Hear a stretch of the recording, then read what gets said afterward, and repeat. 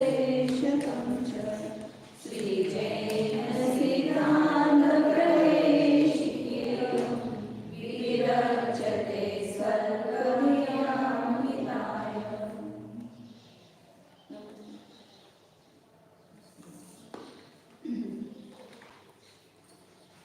चौतीस पर्यंत आपले प्रश्न झाले होते.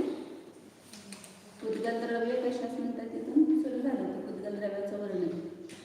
उद्गत द्रव्याचे किती भेद केले? मृदुला किती भेद केले उद्गत द्रव्याचे? काय अभ्यास केला नाही?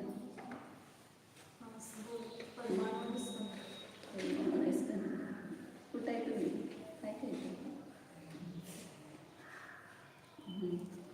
आणि त्या स्कंदाचे किती भेद केले? पूजा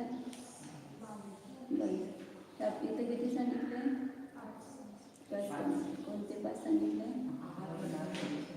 सगळ्यांनी बोलू नका.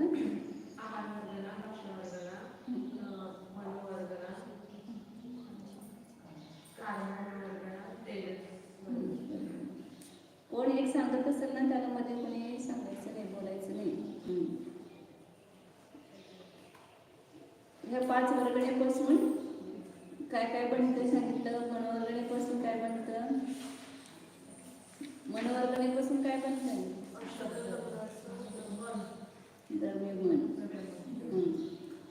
आणि भाषा वर्गणीपासून शब्द म्हणतात. तेजस वर्गणीपासून कुठे आहे आता? काय पटापट उत्तर द्यायचे. आहार वर्गणीपासून काय म्हणतात?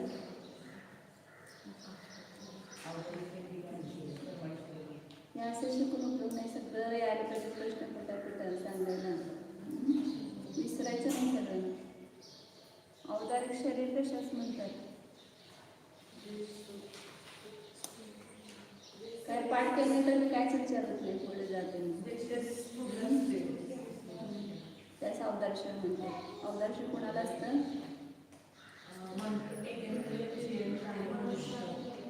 एकेकापासून मनुष्यापर्यंत. तिरेंच्यांना सर्वांना आणि मनुष्यांना असतं. वैक्रिय किसको कहते हैं? दीदी जो विक्रिया से छोटा बड़ा किसी भी प्रकार का शरीर बना देता है, जो देव और नारकियों का होता है. हाँ, मतलब जिससे विक्रिया होती है वो वैक्रिय शरीर है. वो देव और नारकियों को होता है. आहार शरीर किसको होता है? छठे गुणे स्थान करते हुए जब मस्तक से एक हाथ का सफेद रंग का पुतला निकलता है, सप्त धातु रहित एक हाथ का सफेद रंग का पुतला निकलता है, जो शंका समाधान के लिए और देव दर्शन के लिए और संयम के दोषों को दूर करने के लिए निकलता है. संयम का परिहार करने के लिए निकलता है. तेजस शरीर किसको कहते हैं? श्रद्धा. तेजस अर्ग्यापासूनचे बनतं तेजस शरीर. आणि त्याचं कार्य काय सांगितलं तर? कार्य क्या बताया था उसका? तेजस शरीर का जो 3 शरीर पर कांति लाने का काम करता है और अन्नादि को पचन करने का काम करता है, वो तेजस शरीर. कौन से शरीर अनादिकाल से है जीव के साथ? तेजस और कर्म शरीर अनादिकाल से है. और कर्म शरीर किसको कहेंगे? 8 कर्मों के समूह. 8 कर्मों के समूह को कार्य शरीर कहते हैं. मतलब कार्य शरीर तो ये 8 कर्म जो निरंतर बंद होकर के आत्मा के साथ एक क्षेत्राभार रूप से रह रहे, उसको क्या कहा? कार्य शरीर. इथे जागा सोडली कोणाला मध्ये?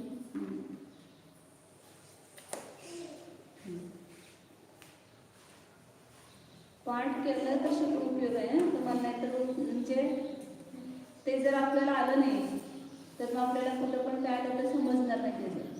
लक्षात ठेवायचे सगळे प्रश्न. आणि तुम्हाला काय 5 मिनिटाचं काम आहे. एवढ्या 2-4 मुली त्यांना थोडं पाठ करायला वेळ पण लागत नाही. 5 मिनिटात होते. कारण इथं सगळं झालेलं असतं. एकदा तुम्ही बघितलं की पुन्हा लक्षात येतं. अब ये 5 शरीरों में से एक साथ एक जीव को कितने शरीर होते हैं? आगे 35 नंबर का प्रश्न है. एक संसारी जीव को एक साथ कितने शरीर होते हैं? एका संसारी जीवाला एका वेळेला कमीत कमी किती शरीर असतात? 2 शरीर. 2 से लेकर के 4 तक किती असतात? कमीत कमी 2 नाहीतर 3 नाहीतर 4 शरीर असतात. शरीर कितने हैं? शरीर कितने हैं? 5 आहेत. कोणते कोणते? औदारिक, वैक्रियक, तेजस, आहारक, कर्माणु. औदारिक, वैक्रिक, आहारक, तेजस, कारण. कारण 5 शरीर। तो उसमें से एक जीव को कम से कम 2 शरीर होंगे। कहाँ पर? विग्रह गति में।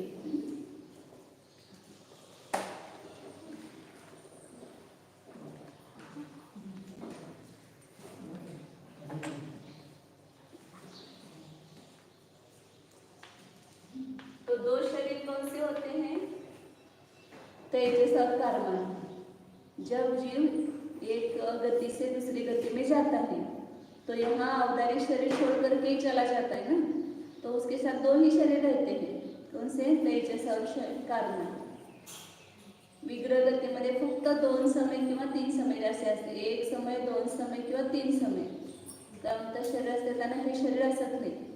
ज्याला हे आपण शरीर सोडतो, अजून दुसरं शरीर धारण केलं नाही, तर मधल्या अवस्थेमध्ये हे औदारिक वैक्रिक शरीर असत नाही. मग कोणतं शरीर असते? फक्त जीवाबरोबर कर्मणा तिथून तिथं जाईपर्यंत मधल्या वाटेमध्ये 2 शरीर असतात. म्हणून ह्यांचा अनाधिक संबंध आम्ही सांगितलं. तर तेजस आणि कर्मण कुठं असतात? विग्रह गतीमध्ये.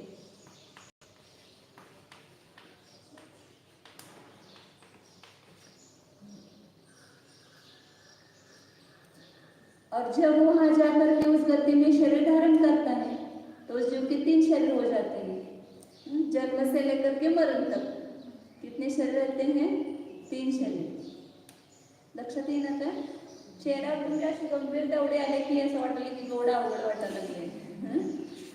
आणि मृदू तर फार गंभीर झाले.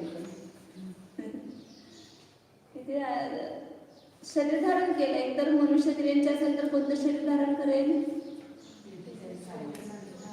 मनुष्य शरीरांचं कोणतं शरीर असतं?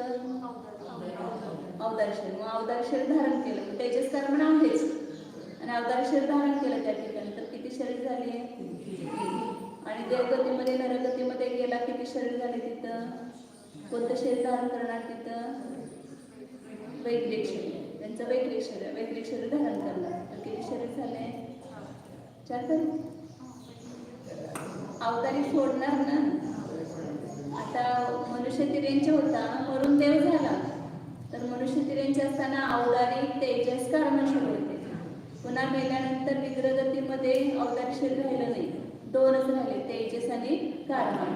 पुन्हा नवीन तिथं देवगतीमध्ये गेला, तिथं वैक्रिक शरीर धारण केलं, तर तिथे किती शरीर झाले? पुन्हा 3च झाले. तर म्हणून इथं 3 शरीराचे 2 ऑप्शनल येणार. वैक्रिक, औदारिक, संक्षेपात येते तेजस आणि कर्मण. हे कुणाला असणार? मनुष्य तिर्यांच्यांना.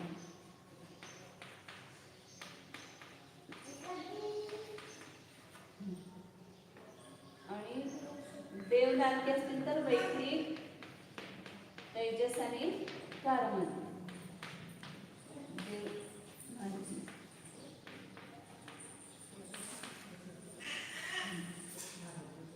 विग्रहगतीमध्ये 2 शरीर. कोणते 2? तेजस आणि कर्मण. आणि मनुष्य तिर्यांच्यांना 3 शरीर असतात, औदारिक, तेजस आणि कर्मण. देव आणि नारकींना वैक्रिक, तेजस आणि कर्मण, 3 शरीर असतात. आणि ज्या वेळेला मुनींच्या मस्तकातून 1 हात उंचीचा पुतळा निघतो, त्याला काय म्हटलेलं? कोणतं शरीर म्हटलेलं आहे त्याला? आहारक शरीर. मग त्याला त्यांचं अवतारी शरीर नष्ट होत नाही, अवतारी शरीर पण असतंच, आणि त्याच्यातूनच त्यांचा 1 हात उंचीचा पुतळा निघतो आहारक. तर त्याला 4 शरीर झाले त्यांना. अवतारिक,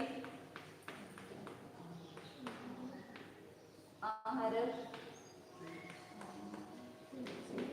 तेजस आणि कार्बन. हे फक्त आहारक वृद्धिधारी मुलींनाच फक्त, म्हणजे ज्याला आहारक पुतळा निघतो त्यावेळेलाच हे 4 शरीर असतात.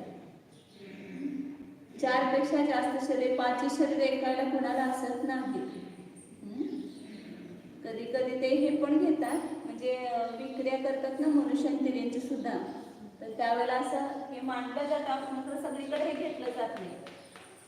औदारिक, वैक्रिक, तेजस आणि कार्बन.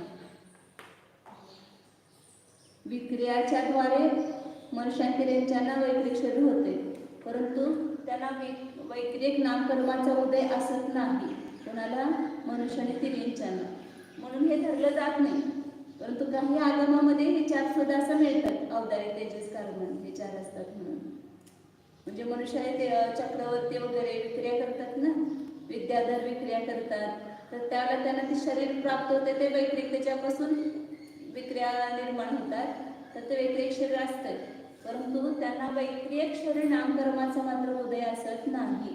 म्हणून हे 4 कुठं घेतात कुठं नाही घेतात, एवढं लक्षात ठेवा फक्त. म्हणजे हे ऑप्शनल आहे, म्हणजे अपवाद आहे. कुठं असतंय, कोणी मानतात कोणी मानत नाही 4. आणि 5 शरीर कुणालाही एका वेळेला असू शकत नाहीत, कारण आहारक आणि वैक्रिया हे दोन्ही एका वेळेला असत नाही. आणि औदारिक आणि वैक्रिक पण एका वेळेला असत नाही. तसं म्हणजे दोन्ही नामकर्माचा उदय एका वेळेला असत नाही.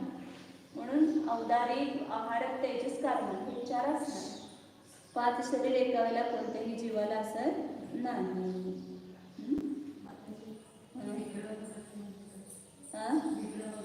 विग्रहगती झाली की एका गतीतून दुसऱ्या गतीत जाण्यासाठी जी गती होते मध्ये, जीव गमन करतो का नाही, इथं मेल्यानंतर इथंच थांबतो का, गमन करून जातो ना दुसऱ्या गतीमध्ये, तर त्याला विग्रहगती म्हणतात मधल्या काळाला. विग्रह म्हणजे शरीर धारण करने के लिए जो गति होती है उसको विग्रह गति कहते हैं. विग्रह गति के भी अनेक अर्थ हैं. वहाँ शरीर धारण करने के लिए जो गति हुई वो विग्रह गति, या मोड़ा सहित गति उसको भी विग्रह गति कहते हैं. 1 मोड़ा 2 मोड़ा 3 मोड़ा ऐसा लेते हैं, उसको भी विग्रह गति कहते हैं. विग्रह गति घेऊन घ्यायचं लगेच. विग्रह गति कशाच म्हणतात,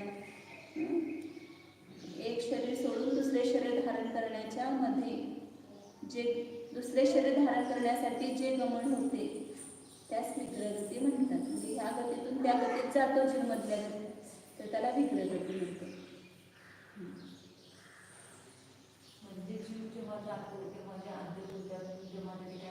अंतर्मूर्त नाही, 1 समय 2 समय किंवा 3 समय. 3 समयाच्या पेक्षा जास्त लागत नाही.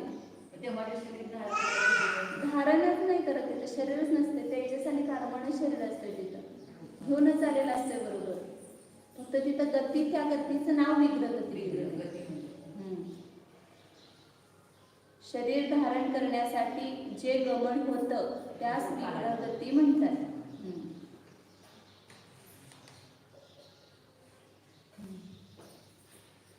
आणि त्या विग्रहगतीमध्ये तो घेऊन आलेलं जे तेजस आणि कार्बन शरीर असते तेच असते फक्त, नवीन शरीर असतच नाही. मग ते विग्रहगती संपल्यानंतरच्या वेळेला 3 समय व्यतीत होतात किंवा 2 समय. प्रत्येकाचे 3 समय असत नाही. कोणाचा 1 समय, कुणाचा 2 समय किंवा कुणाचे 3 समय असतात. मग त्यावेळेला 4थ्या समयामध्ये मात्र तो नियमानं शरीर धारण करतोच, नवीन शरीर. म्हणजे त्या आहार वर्गणा ग्रहण करतो. आहार वर्गणाच्या द्वारे सगळी प्रोसिजर सुरू होते. पातळ भाग, घट्ट भाग बनतो. आता पुढे येईल तुम्हाला पर्याप्तीमध्ये. मग त्या पातळ भागाचं काय होतंय, घट्ट भागाचं काय होतंय ते सगळं सांगतो. लक्षात आलं, एका संसारी जीवाला एका वेळेला किती शरीर असतात, किती असतात, 2 किंवा 3 किंवा 4. जास्तीत जास्त 4 असतात. त्यापेक्षा जास्त, कमीत कमी 2 आणि जास्तीत जास्त 4, त्यापेक्षा जास्त असत नाही. उद्या विचारलं की सगळं उत्तर देता आलं पाहिजे. आणि मागचे सुद्धा सगळे विचारणार परत प्रश्न, तर कच्चं करून पुढं जायचं नाही अजिबात. पूर्ण पाठ करूनच जायचं पुढं. आता पुढं सांगतात 2 द्रव्ये झाले, जीवद्रव्य आणि उद्गल द्रव्य. 3रा द्रव्य कोणता आहे, धर्मद्रव्य. हे मराठी थोडा समजणार येतो सरळ. है हुआ होता है। धर्मद्रव्य किसको कहते हैं? इकोनॉमिक्स में भी हुआ था प्रवचन सर में। बच्चा जे द्रव्य गमन करण्यास उद्युक्त अशा जीव व पुद्गलाला चालण्यास सहकारी होते त्यास धर्मद्रव्य म्हणतात. जसे पाणी माशास चालण्यास सहाय्य करते. हे स्वतंत्र द्रव्य आहे. जीव द्रव्य जसं आहे पुद्गलद्रव्य है, ऐसा धर्मद्रव्य भी स्वतंत्र द्रव्य है और उसका लक्षण क्या है? गती हेतुत्व. कुणाला गमनाला निमित्त होत आहे? गमन करणारे द्रव्य किती आहेत? जीव आणि पुद्गल ही दोनच द्रव्य काय म्हणतात? गमन करतात. पुस्तक नाही का तुम्हाला? तिथं दोघांचं तुम्हाला तिथं असतीलच पुस्तक. घेतली का सगळे पुस्तकं?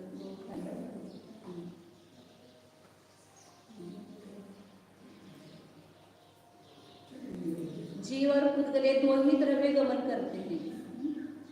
म्हणून दोनच द्रव्याला गमनाला निमित्त होणार. इकडे लक्ष द्या माझ्याकडे.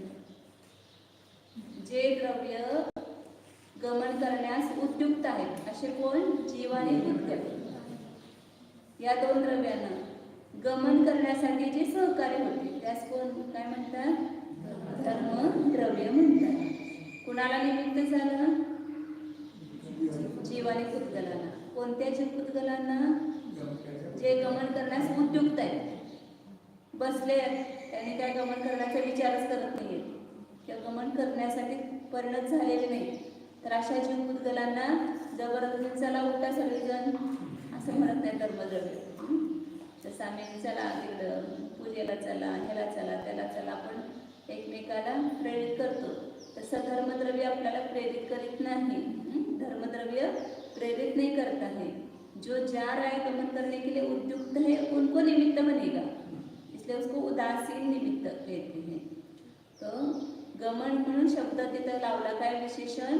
गमन करण्यास उद्युक्त. म्हणजे तो आता आपल्याला गमन करण्याची इच्छा आहे, आपण गमन करण्यासाठी तयार झालो, तर त्याला कोण निमित्त आहे? धर्मद्रव्य. कशासाठी निमित्त आहे? गमन करण्यास निमित्त आहे. निमित्त म्हणा, सहकारी म्हणा, हेतू म्हणा, सगळ्याचा अर्थ एकच होतो. तर किती जीव पुद्गलांना निमित्त होते ते? जगामध्ये जेवढे म्हणून जीव पुद्गल एका वेळेला गमन करत आहेत आता एका समयात, त्या सगळ्यांना एका वेळेला निमित्त कोण होते? धर्मद्रव्य. सभी जितने भी अभी गमन करने के लिए उद्युक्त जीव पुद्गल, अभी अपने यहाँ तो इतने थोड़े से जीव है, लेकिन 3 लोक में जो भरे हुए हैं ना, और वे गमन करने के लिए परिणत होते, तो उन सभी को एक साथ गमन करने में निमित्त कोण आहे? धर्मद्रव्य. म्हणून त्यात इथे लावायचं सगळ्या जीव पुद्गलांना एका वेळी असा शब्द घ्या तिथं तुमच्या व्याख्येमध्ये. जे द्रव्य गमन करण्यास उद्युक्त अशा सर्व जीव पुद्गलांना चालण्यास एका वेळी सहकारी होते. सर्व जीव पुद्गलांना एका वेळी चालण्यास सहकारी होते त्यास धर्मद्रव्य म्हणतात. जसं उदाहरण काय दिलं? पाणी माशास. पाणी त्या माशाला जबरदस्तीने चालवतं का? माशाला चालायचं आहे तर ते निमित्त होते त्याच्यामध्ये, परंतु किसी भी द्रव्य को जबरदस्ती से चलाता नहीं. पानी भी जबरदस्ती मछली को नहीं चलाता. मछली चलने लगती है तो उसमें निमित्त है. अपन रोड पर गमन करते, रोड अपने को कहता है क्या चलो हमारे ऊपर, प्रेरित कर, कोई बैठा है तो उसको जबरदस्ती चलाता नहीं है. क्षमता ने वो सो नहीं, जो स्थित है उसको वो नहीं ले जाता. जो गमन करने के लिए उद्युक्त है उसको ही गमन करने में निमित्त होता है. कौन सा द्रव्य निमित्त है गमन करने में? धर्मद्रव्य. तुम्ही उत्तर द्या तर आम्हाला मग शिकवायला उत्साह वाटतोय. नाही उत्तर दिलं तर मग काय ना समजतच नाही असं वाटतंय. टप्पो बसू नका. पुढं अधर्मद्रव्य कशास म्हणतात? वाचा त्यामुळे नावाचं जे द्रव्य स्थिर राहण्यास उद्युक्त अशा जीव व पुद्गलाला स्थिर राहण्यास सहकारी होते त्यास अधर्मद्रव्य म्हणतात. जसे वृक्षाची छाया वाटसरूप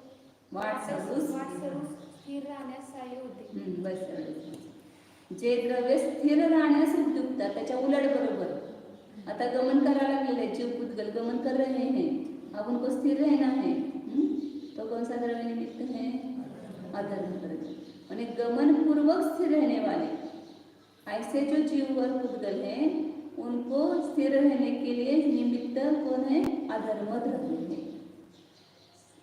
धर्मद्रव्याच्या उलट बरोबर अधर्मद्रव्य लक्षात ठेवायचं. गतीला निमित्त धर्मद्रव्य, तर स्थितीला निमित्त. किती द्रव्याने स्थितीला निमित्त आहे धर्मद्रव्य? द्रव्य किती आहे? 6. गमन करणारे द्रव्य किती आहेत? कोणते? जल पुद्गल.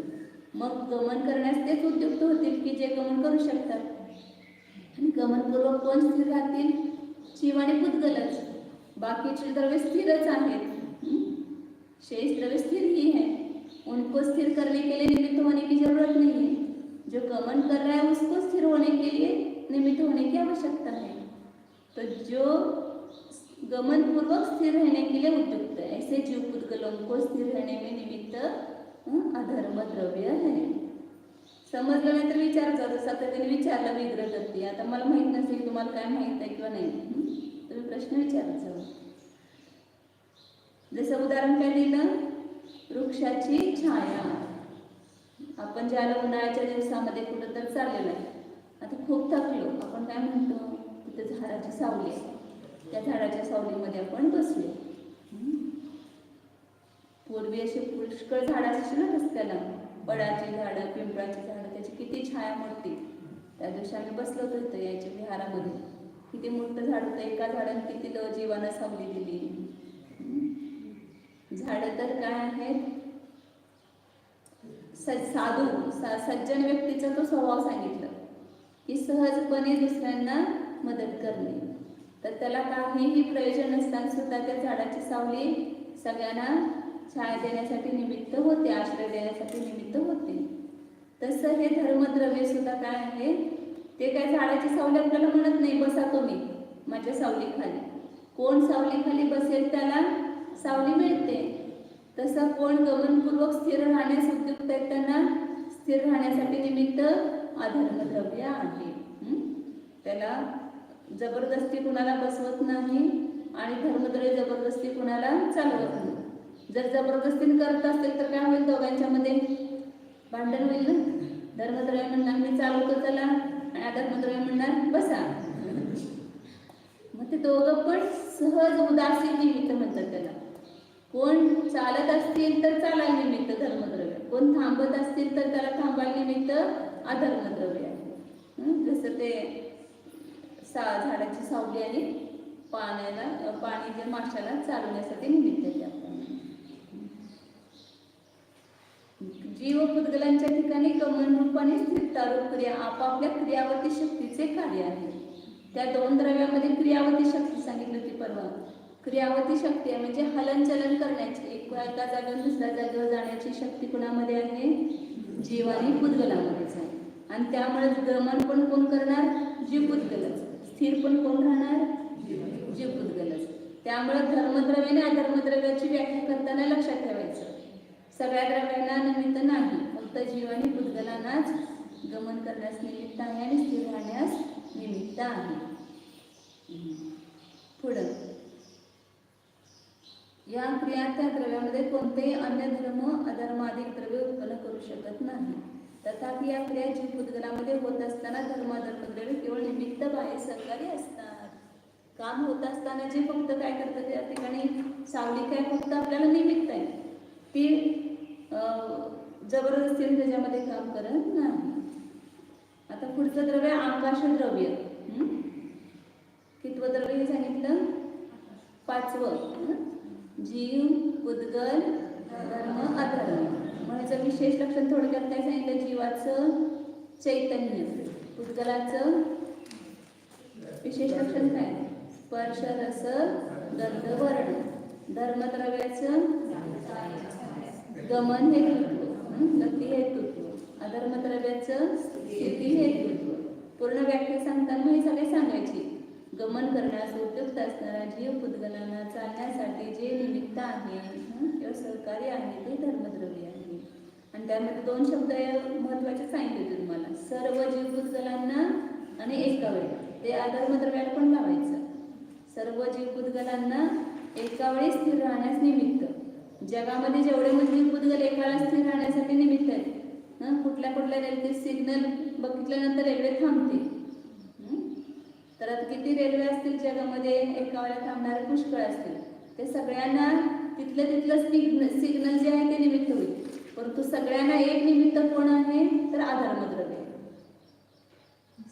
त्या सगळ्या रेल्वेंना थांबायसाठी निमित्त, भले तिथं सिग्नल पण एक निमित्त आहे, परंतु ते फक्त त्या एका रेल्वेसाठी झालं. परंतु सगळ्या रेल्वे, सगळे विमान, सगळ्या गाड्या, सगळे जीव भूतगल या सगळ्यांना एका वेळेला थांबण्यासाठी निमित्त कोण आहे तर अधर्मद्रव्य. सगळ्या एका वेळेला गमन करण्यासाठी निमित्त कोण आहे, तिथे शिट्टी वाजली, तिथे गाडी निघते. परंतु त्या सगळ्यांना गमन करण्यासाठी निमित्त एका वेळेला धर्मद्रव्य आहे. आता पुढे एक आकाशद्रव्य कशाच म्हणतात सांगतो. जे द्रव्य वाचा, तिसरं सुचिता वाचा. तेच तुम्ही सुचिता ते दोघांच्या मध्ये गडबडच होते. जे द्रव्य जीवाधिक द्रव्यांना सामान्य अवगाव देते त्यास आकाशद्रव्य म्हणतात. जे द्रव्य जीवाधिक द्रव्य म्हणजे सगळे द्रव्य घ्यायचे तिथं. जीव, भूतगल, धर्म, अधर्म आणि काल. आकाश तर स्वयंच आहे. काल द्रव्य ह्या 5 द्रव्यांना सामान्य अवघा देते, म्हणजे राहायला जागा देते, सगळ्यांना अवघावून घेते. आता आपण कुठं पण बसलो तर आकाश द्रव्य काय करते, आपल्याला जागा देण्यासाठी निमित्त आहे.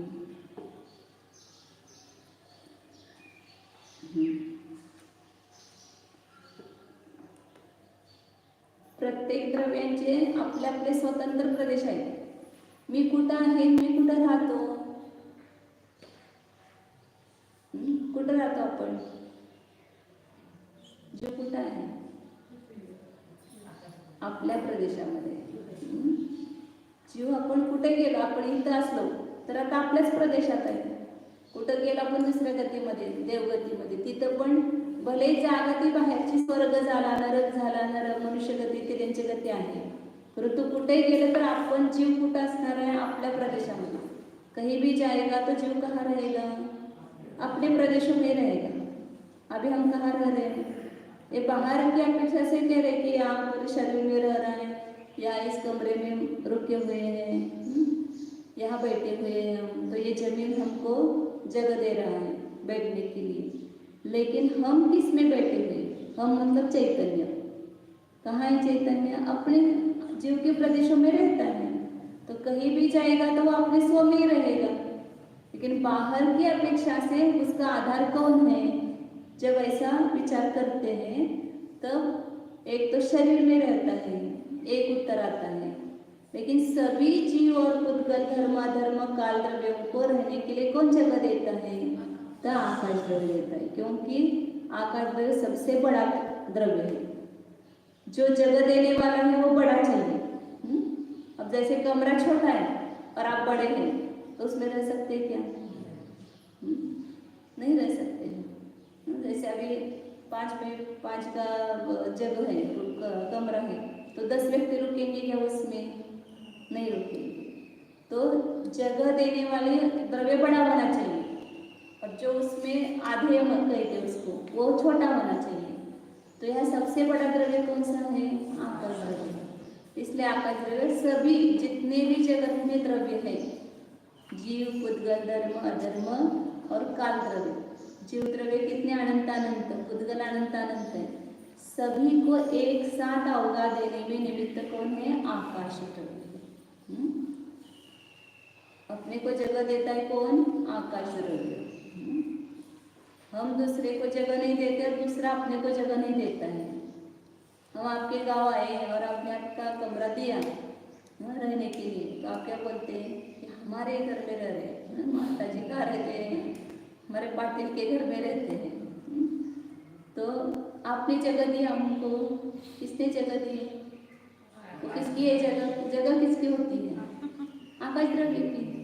जहाँ पर भी जाओ आकाश द्रव्य ही है. तो पूरी जगह आकाश की मानी जाती है, जगह रूप ही आकाश द्रव्य है। तो वो जगह देने वाला कौन है? आकाश द्रव्य। आकाश द्रव्य में अवगाहन शक्ति नहीं होती तो हम वहाँ नहीं रह सकते थे, लेकिन आकाश द्रव्य में अवगाहन करने की, उनको समाने की, समाने की शक्ति है, इसलिए वो सबको जगह देता है। तो ये इस प्रकार हमारा आकाश द्रव्य के प्रति ये विपरीत श्रद्धा रहता है कि मैं आकाश, मैं जगह देने वाला व्यक्ति सब लोगों को जगह देता हूँ। तो ये आकाश द्रव्य के संबंधी क्या हुई? हमारी भ्रांति हुई ना। उसको आकाश द्रव्य को ही अपने स्वयं को आकाश द्रव्य रूप मान लिया। जगह देने वाला द्रव्य आकाश द्रव्य है और मैंने कहा कि मैं जगह देता हूँ, तो मैं क्या बन गया? आकाश द्रव्य बन गया ना।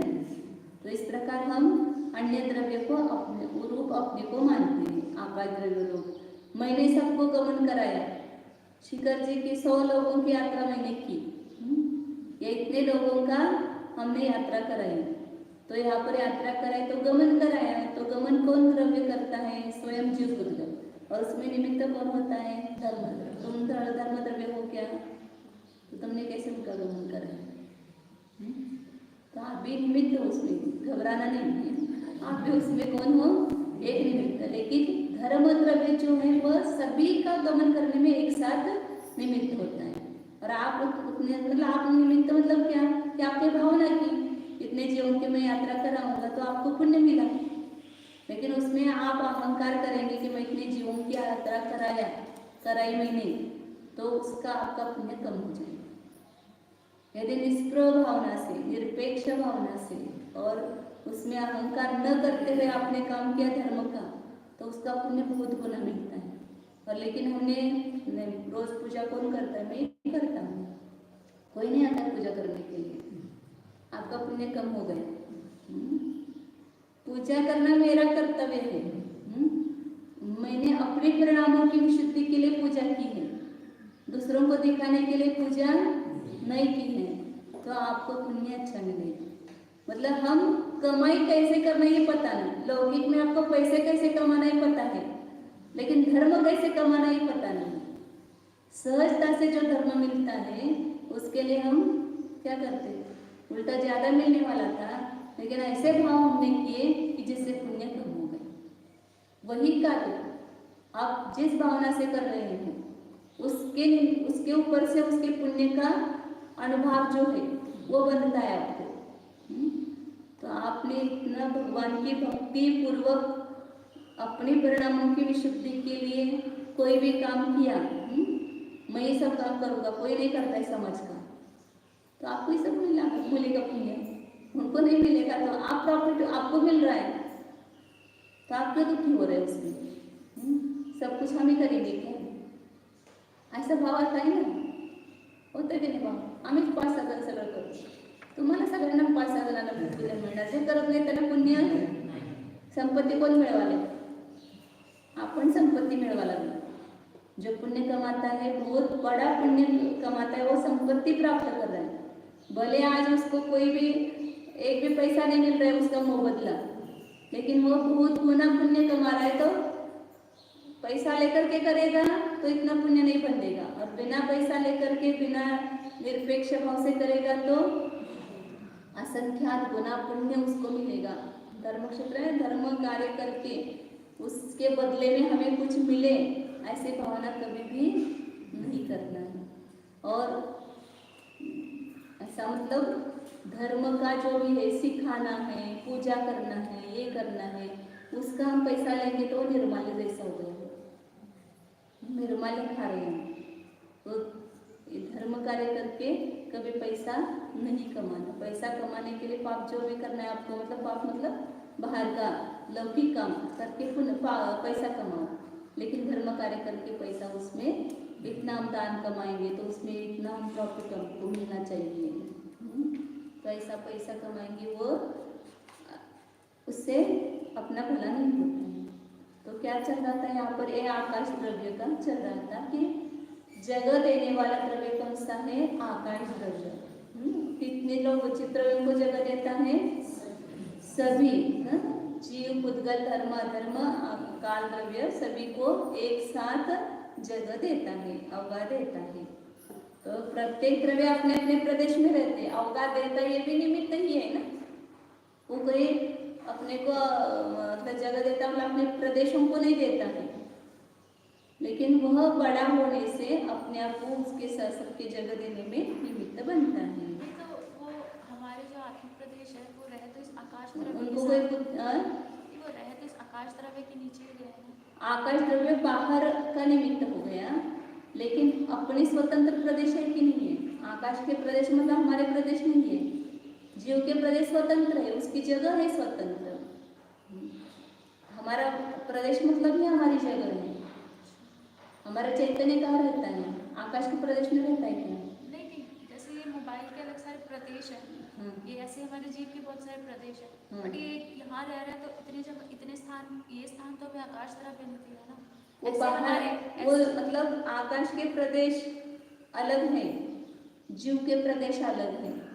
आकाश को क्यों निमित्त कहा? क्योंकि आकाश बड़ा है तो उसमें वो सब द्रव्य आते हैं, इसलिए उसको अवगाह देने में निमित्त कहा। लेकिन प्रत्येक द्रव्य के अपने अपने प्रदेश है।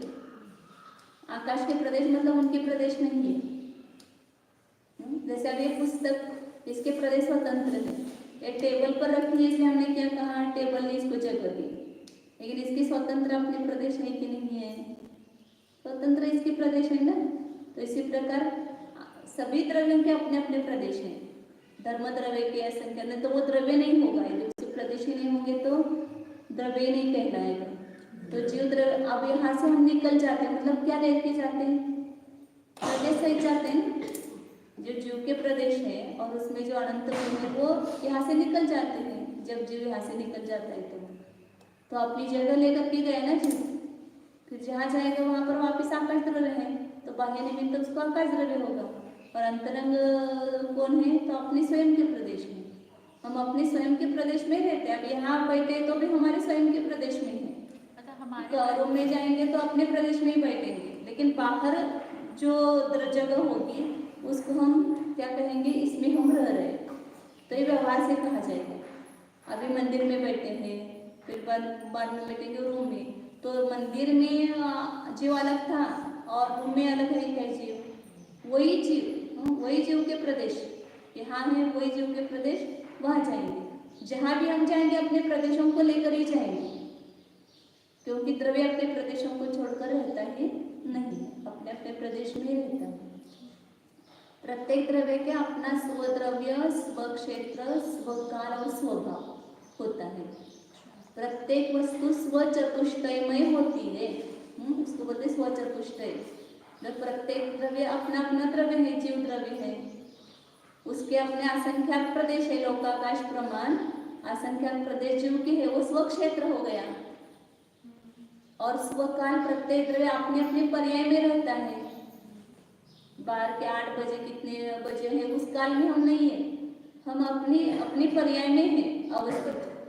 हमारा द्रव्य अपनी पर्याय में रहता है, तो स्वकाल हो गया। और अपने भाव में मतलब अपने गुणों में रहता है द्रव्य। मैं अपने गुणों को छोड़कर नहीं हूँ, तो उसको स्वभाव कहते हैं। तो इस चार की, ये चार हमारी मर्यादा है। प्रत्येक द्रव्य की मर्यादा ये स्वद्रव्य, स्वक्षेत्र, स्वकाल, स्वभाव है।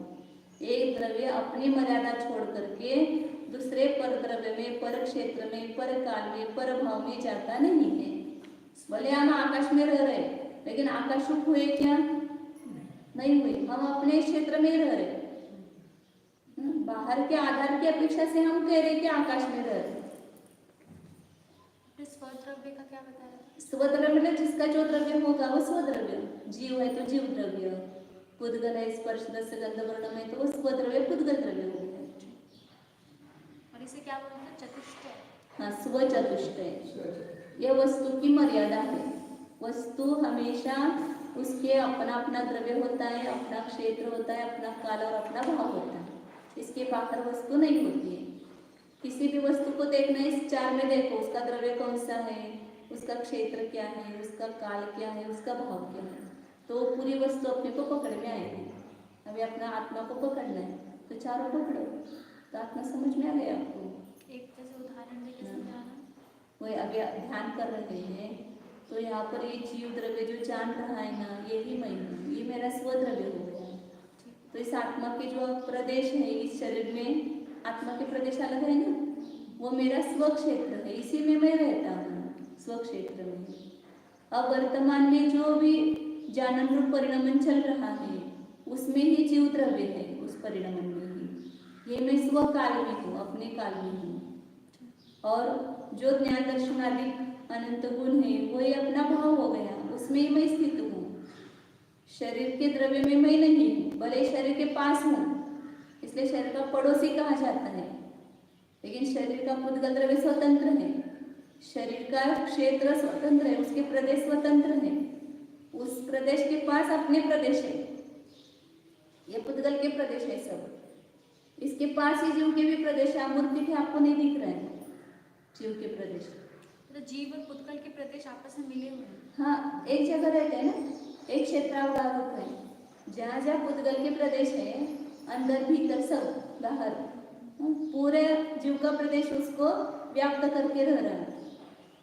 जैसे आप वो कोई ऐसी चीज होती है ना, जैसे वो तकिया होता है या बाउली, वो स्टेचू कोई भी होता है, उसमें हवा भरते हैं तो हवा पूरे उस बाउली में व्याप्त होकर के रहती है, लेकिन हवा के प्रदेश अलग है। और उस जो बाहुली बोलते हैं ना, क्या बोलते हैं, गुड़िया होती है वो रबर की बनाते हैं ना, और उसमें हवा भर देते हैं।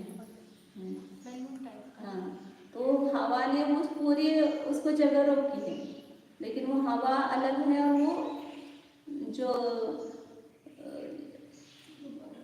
खेल करने का नाम गुब्बारा, वो अलग है। मतलब कि स्वतंत्र दो द्रव्य, ऐसे जीव और पुद्गल द्रव्य स्वतंत्र है। तो यहाँ पर ये शरीर के सब दिख रहा है अपने को, लेकिन इसके पास ही जीव रह रहा है। कहाँ रहता है जीव? पूरे शरीर में व्याप्त, ऐसा कहा ना। तो जहाँ पर भी शरीर के प्रदेश होंगे वहां पर देखो अपने प्रदेश है ही, लेकिन ये प्रदेश मतलब मेरे नहीं है काले गोरे, जो अमूर्तिक प्रदेश है, जिसको समझ में ऐसा किया तो समझ में आ रहा है कि नहीं? किसको समझ में आ रहा है? जो यहाँ ज्ञान प्रदेश कहते हैं, चैतन्य प्रदेश, उसको समझ में आ रहा है। ये काले गोरे सप्त धातु में शरीर को नहीं समझ में आ रहा है। तो यही ऐसे स्वद्रव्य क्षेत्र काल भाव अपना पकड़ेंगे तो वस्तु पकड़ में आती है। इसलिए क्या कहा कि अपनी जगह अलग है, आकाश की जगह अलग है।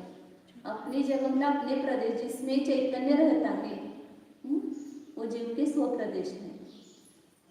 तो इसलिए क्या वस्तुतः प्रत्येक द्रव्य अपने अपने प्रदेशों में रहता है, परंतु आकाश द्रव्य महान होने से, व्यापक होने से उसके अवगाह को निमित्त बनता है। स्वद्रव्य क्षेत्र काल और भाव, स्वद्रव्य स्व क्षेत्र स्व काल और स्वभाव को स्वचतुष्टय कहते हैं। और किसी भी वस्तु का परिचय यदि प्राप्त करना है तो इस चार का परिचय प्राप्त करो तो उस वस्तु का परिचय प्राप्त हो गया। ये बायोडेटा आपका, आप बायोडेटा में क्या लिखते हो? ये लिखते हो ना कि मैं अमुक व्यक्ति हूँ, मैं अमुक जगह रहता हूँ, कोल्हापुर में रहने वाला हूँ, मैं इतनी उम्र का हूँ और मेरा ये बिजनेस है, यही स्वभाव है। तो सही बायोडेटा कौन सा है तैयार करो अपना और लगाओ उसको। मैं जीव द्रव्य, मेरे असंख्यात प्रदेश, ये मेरा क्षेत्र, मेरी परिणति जो भी हो रही है उस समय की, वो मेरा काल स्वकाल, मेरी उम्र कितनी है? ऐसी तो अनादि अनंत है। जीव द्रव्य का काल कितना है? अनादि अनंत है। ये वर्तमान में किस काल में रह रहा है? तो अपनी पर्याय में रहता है। मैं जिस रूप, जिस भाव रूप परिणमित हो रहा हूँ उसी भाव में मैं हूँ, तो वो अपना स्वकाल हो गया। और वस्तु का जो स्वभाव है वही स्वभाव हो गया। चैतन्य, ज्ञान दर्शन आदि ये अपना स्वभाव है।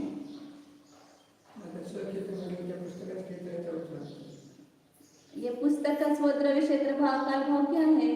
तो इसके जो पुद्गल परमाणु जिससे स्कंद बना है, ये इसका स्वद्रव्य है। इतने जगह को उसने व्याप्त किया है, इसके अपने प्रदेश है ना, ये तो स्व क्षेत्र है। अब ये किस अवस्था में है, 1 साल पहले बनाई थी पुस्तक, अभी थोड़ी सी जीर्ण हो गई है, तो इसका ये स्वकाल है, इस अवस्था में है वो, और इसमें स्पर्श रस गंध वर्ण है, तो इसका भाव है। तो यही पुस्तक है, ऐसा इसका परिचय प्राप्त करते हैं ना। ऐसे सब बाहर के द्रव्यों का तो परिचय हमें दिखाई देगा क्योंकि वो इंद्रिय गोचर वस्तु है, लेकिन जो अतीन्द्रिय वस्तु है चैतन्य, उसका परिचय प्राप्त करना है तो हमें तो समझ में ही नहीं आता है। आप बोलते हैं आत्मा आत्मा, लेकिन जब हम ध्यान में बैठते तो क्या होता है, संजना, क्या होता है, दिमाग घूमता है, ध्यान ही नहीं रहता है। क्यों नहीं रहता है? क्योंकि वो वस्तु हमने पकड़ी नहीं, इसलिए बाहर घूमता है। एक बार वस्तु को पकड़ लो, आत्मा को, ऐसे स्वद्रव्य क्षेत्र का अनुभव से, और इसके लिए पकड़ने के लिए आपको एकाग्रता से ध्यान करना पड़ेगा, बार बार ये संस्कार करने पड़ेंगे, तब कहीं जाकर के आपको एक बार ऐसा एहसास होगा, हाँ ये चैतन्य है, यही मैं हूँ, बस, तो आपको उसका श्रद्धान हो जाएगा आत्मा का। तो इसके लिए एकाग्रता की जरूरत है। जैसे कोई बाण मारना है तो उसके लिए क्या करना पड़ता है, उपयोग को ऐसे छोड़ दे बाण और लग जाएगा क्या, उसको बहुत 1-2 मिनट तक उसको एकाग्रता करनी पड़ती है, और फिर वो बाण छोड़ता है। फोटो निकालना है तो क्या करना पड़ता है, क्या मेरा ऐसा करके फोटो निकाल सकते हैं क्या, जरा हिलो मत, सुनो मत, स्थिर रहो, ऐसा बोलते हैं ना। जो इसका फोटो निकाले उसको भी स्थिर रहना पड़ता है, जो फोटो निकालने वाला है उसको भी स्थिर रहना पड़ता है, तब फोटो निकलता है। इसी प्रकार जीव का फोटो निकालना मतलब अपने ज्ञान में जानना है उसको, तो उसके लिए उपयोग क्या करना पड़ेगा, स्थिर करना पड़ेगा। सब विकल्प को छोड़ करके, हाँ यहाँ पर आत्म वस्तु है, उसको मुझे जानना है, तो उसको जानने के लिए मैं एक उपयोग को एकाग्र करूंगा, और जब जिस प्रकार से बताया है उस प्रकार से जानने की कोशिश करेंगे तो वस्तु आएगी पकड़ने में। वो साधन भी नहीं करते हम, और जिसको जानना है उस वस्तु को भी हम निर्णय नहीं करते हैं, तो कैसे जान पाएंगे आत्मा को। आत्मा को जानने का जो साधन है उसका भी निर्णय करके उस साधन का प्रयोग करो, और जो वस्तु है उसको जानो, तो वस्तु आएगी पकड़ने। वस्तु है तो उसमें प्रमेय गुण है, तो वह ज्ञान का विषय होती है। चलो अब आगे दूसरा विषय गया, लेकिन ये भी महत्वपूर्ण है। सब सीख करके वही करना है कि मैं आकाश में नहीं हूँ, मैं किस में हूँ, मैं अपने में हूँ, मैं अपने प्रदेशों में रहता हूँ। इसलिए वो भजन आते ना, मैं हूँ अपने में स्वयं पूर्ण, पर कि मुझ में कुछ गर्दन नहीं वगैरह, तो उसका भाव आसन का गाना आता है अपने को, अच्छी तरह से गाना गाते हैं, लेकिन उसका भाव अंतरंग में ग्रहण नहीं करते हैं। तो वो करना है। तो आकाश द्रव्य का लक्षण बताया, टाइम हो गया, तो फिर कर लेते हैं, आकाश के भेद वगैरह बताते हैं। अब यहाँ तक 48 प्रश्न तक मैं कोई भी प्रश्न पूछूंगी, आपको आना चाहिए।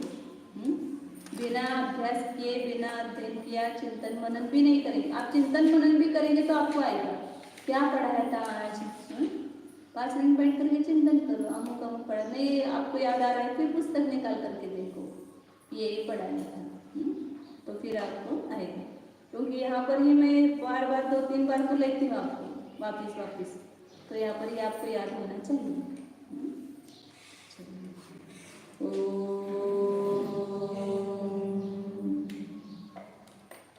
जानिए यह मैं शुद्ध चैतन्यमय जीव हूँ। यह शुद्ध चैतन्यमय शब्द तो हमने सुने, अब शब्द मतलब जीव नहीं है।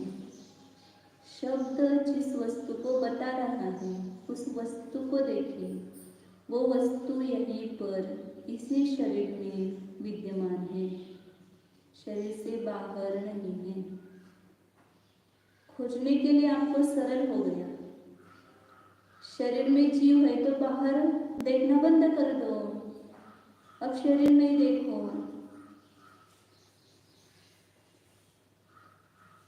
तो शरीर में देख रहे हैं तो कहाँ जीव दिखाई दे रहा है, नहीं दिखाई दे रहा है।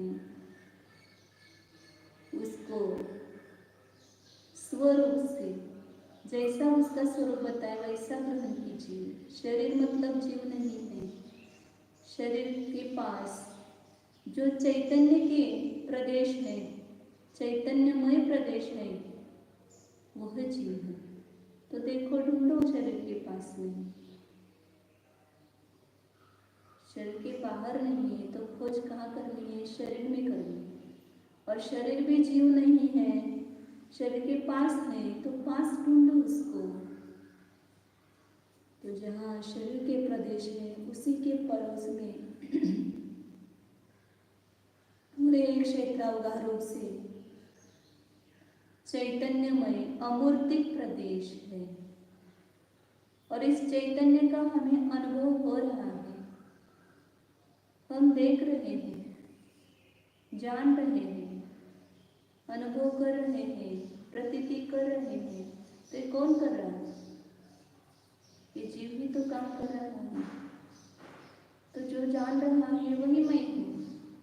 ये जो ज्ञानमय प्रदेश है, भले दिखाई नहीं देते हैं लेकिन है, उनका अस्तित्व है, अमूर्तिक रूप से है। तो उसको जानने की कोशिश कीजिए। अतीन्द्रिय वस्तु को जानने के लिए अपने उपयोग को भी सूक्ष्म करना पड़ेगा। स्थूल दृष्टि से पकड़ में नहीं आएगी, उसमें उपयोग को एकाग्र करते जाओ। तो चैतन्य का जो प्रतिभास हो रहा है, ये चैतन्य ही नहीं है, ऐसी प्रतीति कीजिए।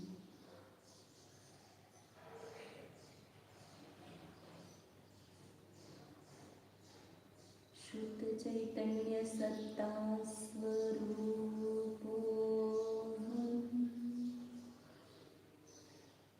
अमूर्तिक चिन्मूर्ति स्वरूपो टंकोत्कीर्ण न्यायक स्वरूपो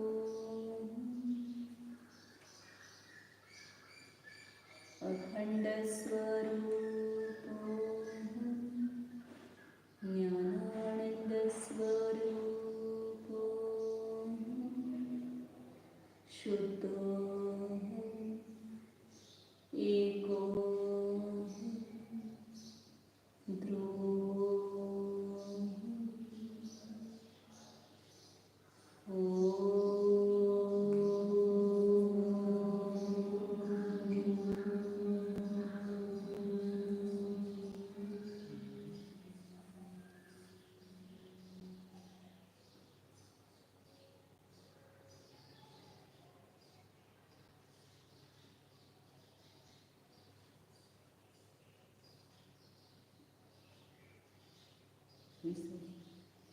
नमो